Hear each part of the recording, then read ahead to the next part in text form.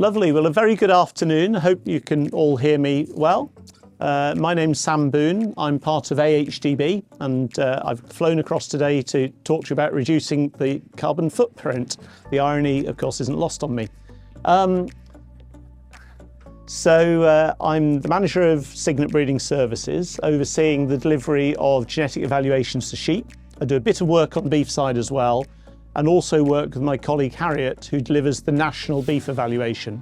So that's where we bring together the BCMS data, linking that to abattoir data and producing breeding values for commercial cattle, all of which is on the web. I think the background we know fairly well. We all have a responsibility to reduce our carbon footprint within livestock production, and particularly methane ruminant production. That's very much focused on methane.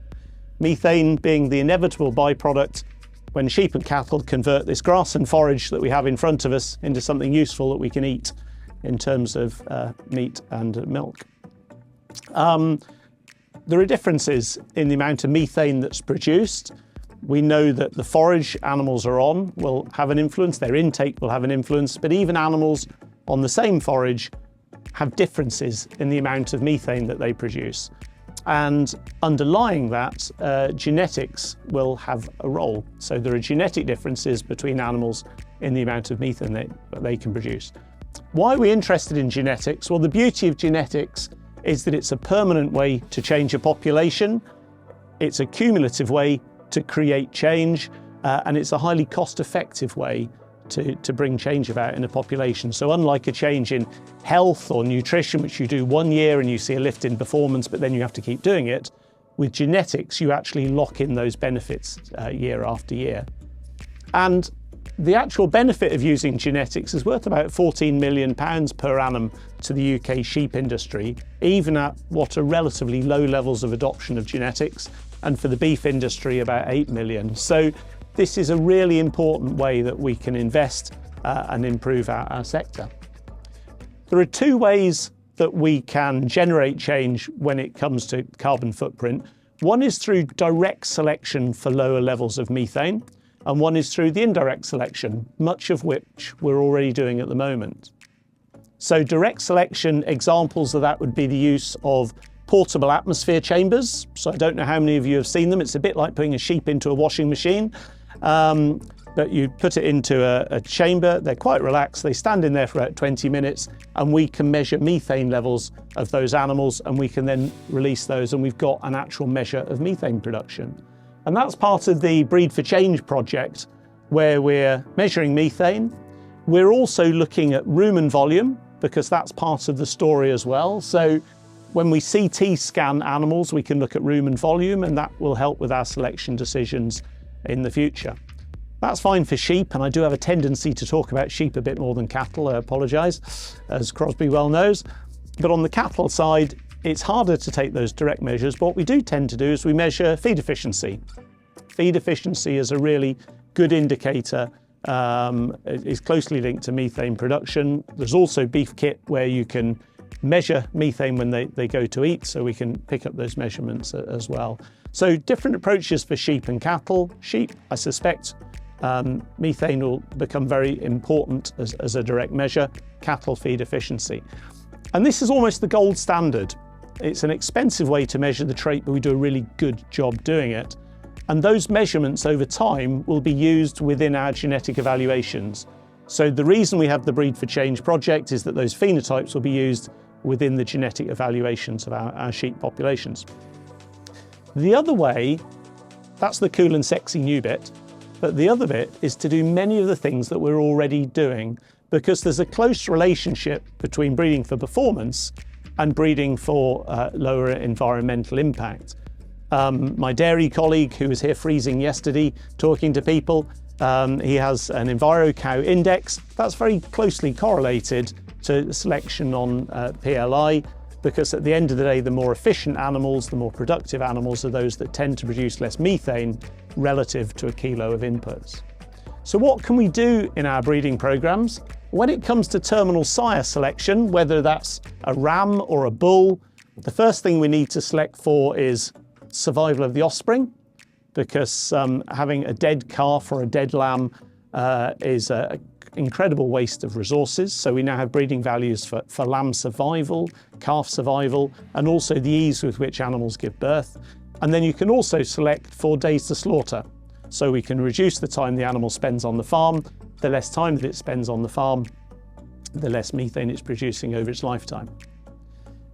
So that's great, but really the big wins come within our maternal breeding programs when we're selecting bulls or rams to produce heifer or ewe lamb replacements coming into the flock. Because it's great to reduce days to slaughter by a week, but that ewe or that cow is on our farm for years, every day eating and producing methane. So if we can make some changes there, then that's a good thing to do. One of the really easy things that we can do is just limit rises in mature size. So the bigger the animal, the more methane it tends to produce, the higher its maintenance requirements. And providing that doesn't come as a compromise to selecting for growth rates or ease of lambing or calving, then actually putting a slight restriction on mature size is a good thing to do. It tends to have a high heritability, it's very easy to measure, and you have breeding values that enable you to do that. Work by Abacus Bio, which you can pick up on the website, indicates optimum mature size for cows tends to be around 680, 700 kilos. Optimum ewe mature size closer to around the 55, 65 kilo mark. And I'm sure we all know lots of farms that tend to have larger breeding females on their place than that. So that's one thing to think about. Also important that they produce lots of lambs or lots of calves over their lifetime. So we have breeding values for longevity. We have breeding values for sheep in terms of prolificacy. So we can increase the number of lambs that are successfully reared. And we recently have got breeding values for survival as well, which tends to have a low genetic component, but a really high economic component. It makes a big difference to you in your breeding programs. So that's the indirect selection that we can also do that will reduce our carbon footprint. This is the sort of information that you'll see. So breeding values are available through a number of sources, whether it's through Cygnet Breeding Services, whether it's our friends at Sheep Island, who I accidentally missed off the poster, so I shall get wrong for that, whether it's Innovis, whether it's a breeding program run through a breed society. So it's all the same principle. You've got breeding values, often shown on charts like this. So anything that side of the line tending to mean a superior attribute. So if I'm looking to select bulls to produce better female replacements, I'm going to want to be looking at calving ease and birth weights. I'm going to want to have a bit of a look at milk production if that's a problem on my farm.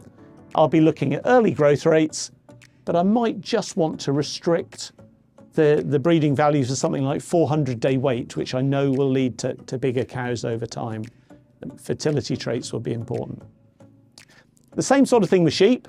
So I'm looking for breeding values for early growth rate, but more importantly, number of lambs successfully reared, lamb survival, milk production, all those things that make a really good ewe and keep her in lamb in the flock over multiple years. That's really important. So just a little glimpse to the future, some of the things that are coming down the line. The first is that I talk quite a bit about breeding indexes to help our selection. So that's taking the individual estimated breeding values, the EBVs, to give us a single goal so that we can select the most profitable sire. But we can also rank animals according to their carbon footprint. So putting different weightings on traits so that we can identify those animals with superior environmental attributes. And that will be important when talking to ram breeders and buyers, but also supply chains are really interested to know that the sheep industry is changing, that they're doing their bit, and that they're able to find these sheep with a lower carbon footprint. So indexes are going to be really important. How many minutes have I got left over there? We okay? 1. So the last bit, the really exciting bit, is the development of genomics. So I've been doing the same talk for more or less 25 years, and for 24 years it's been very similar, as Crosby will probably tell you. It's always been about measure something and then make predictions about the animal's genetic merit. But the beauty now is that we can actually sample animals, we can look at that DNA profile, we can build that into our breeding programs just as they do with dairy. About 18 months ago, we launched our first ever genomic breeding values for hill sheep. We're currently spinning the numbers for terminal sires because many of these big breed societies are sending us the DNA profiles of their animals because they're checking parentage, and we're now building those into our breeding programs. For traits that are expensive and hard to measure, like methane, that's going to be a really important way of exploiting this technology in the future. So that was my minute. Do we have any questions?